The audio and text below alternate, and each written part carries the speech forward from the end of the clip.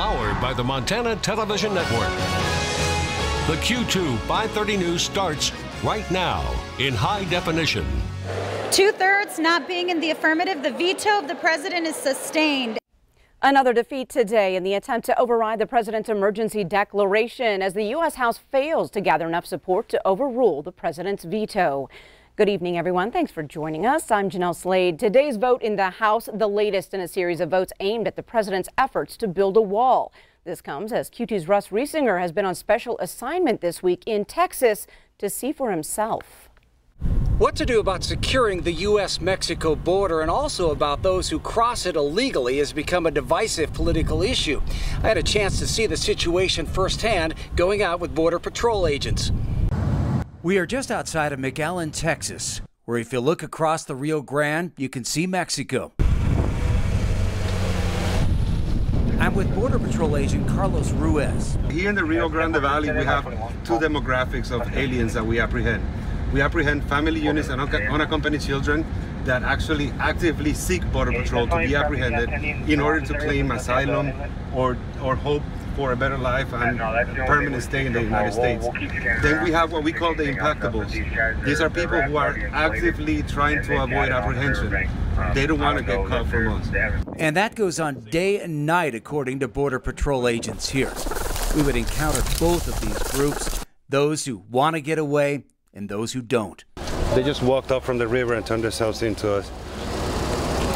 So now they're just preparing them for transport so that they can take it to the processing center and process it. Ruiz says they're averaging about 1,000 a day right now. Not long afterwards, another group is apprehended. They've just come across the river. You can still see the smuggler on the other side. Got something that you guys just got something a lot of people, reporters don't get, and that's a wrap. That is a wrap. That's how they came over. They are from Honduras, El Salvador, and Guatemala. How long was the trip here? ¿Cuánto tardaron en llegar aquí de sus países originales? Un mes. It took her 1 month. Un mes. 1 month. 3 semanas. 3 weeks. ¿Cuánto te tardaste? 3 semanas. 3 weeks.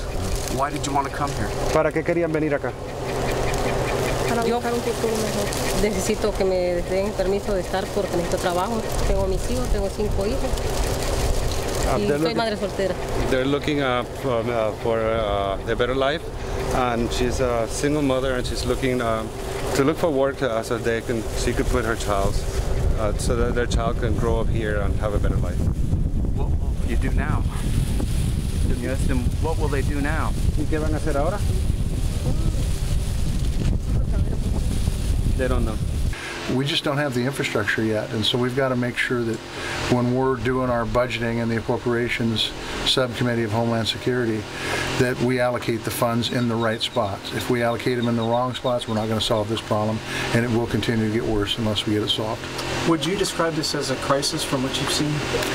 I would describe it as a problem that could reach crisis proportion if we don't act in a way that makes sense. But I will also tell you that I think we can't do everything at once. We need to stage the things, and I think the most important thing we can do right now is make sure that these folks have the manpower and technology, and we deal with the issues from the originating countries. Whether you call it a crisis or not, one thing is very clear. There's a problem here with no easy solutions. On the southern border in McAllen, Texas, I'm Russ Riesinger reporting for MTN News. All right, thanks so much, Russ. Russ, we'll have more from the border later this week.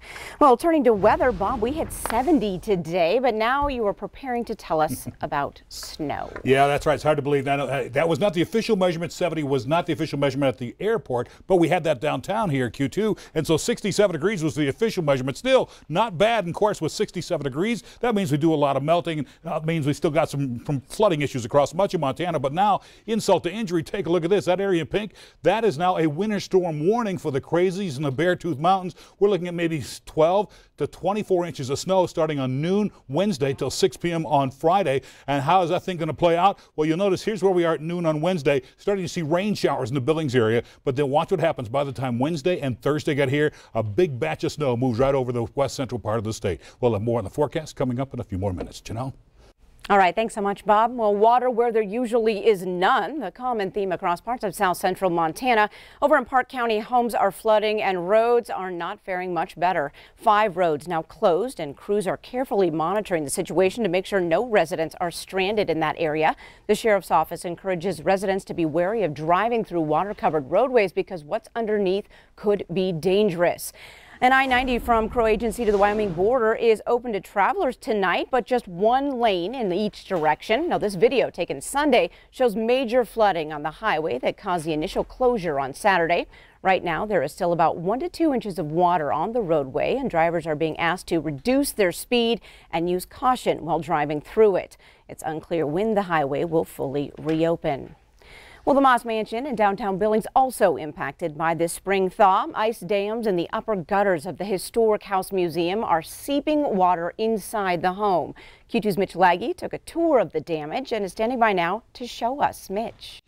Janelle, the room most affected by the flooding is the guest apartment on the 2nd floor of the museum. On the outside, you can't really tell, but most of the mansion's roof is actually flat. If water can't drain through the gutter, it pools on the roof and then seeps in between the exterior sandstone wall and the interior plaster. Some damage is also seen on the 3rd floor ballroom in the mansion. Staff say there are options to fix ice damming in the gutters, but it will cost a pretty penny. We believed that we had addressed the problem and fixed it, but actually there are some other factors. This also has to do with the lack of insulation in the 3rd floor. So when that snow accumulates at that point in the house, there's no insulation to keep the warmth down. So we're warming that area with just the warmth from inside the house. So that contributes to the ice that builds up. And join me tonight at 10, where I show you how a bill is working its way through the state legislature that could help the Moss fix all of that leaking. Janelle? All right, thanks so much, Mitch. Enrollment, retention, and building up its campus, the newest goals for Montana State University Billings. MSUB is embarking on a new era outlined in a 7-year strategic plan. But as Q2's Andrea Lutz finds out, there are some familiar goals when it comes to getting students to choose Billings. Spring, always a good time to start new, start fresh. At MSU Billings, a fresh mission is on the horizon. Billings is the biggest city in the state. Why not have a real strong university? And that's what we're trying to do here. Chancellor Dr. Dan Edelman is putting his focus this semester on implementing the school's brand new strategic plan. And I want to make sure that the students can get a world-class opportunity. A world-class opportunity, he says, comes with 4 main themes: educate, retain, strengthen relationships, and unify the culture. But Edelman knows their biggest focus comes down to invigorating enrollment. We want to have 6,000 students in 5 years. While enrollment was up in 2017, in the fall of 2018, enrollment numbers were down by 2%. So Edelman is bringing in a vice chancellor of student success to find ways to build those numbers. Next week, we're going to announce some restructuring of the university to really get some more enrollment initiatives and gains. But I do want to emphasize there's no single bullet. There's no one cure that fits all. He says they've been able to keep tuition flat, reduce student housing costs by 20%. Looking ahead, a brand new science building will take shape on campus in July. He did say working closely with our hospitals is an objective. With that, we're going to be able to work with the medical community to do some research and be an incubator for different research products. And high school students thinking about college earlier might have that opportunity with a dual enrollment program with MSUB. We're going to produce more students with the tools that Billings and the Billings community needs to succeed and beyond.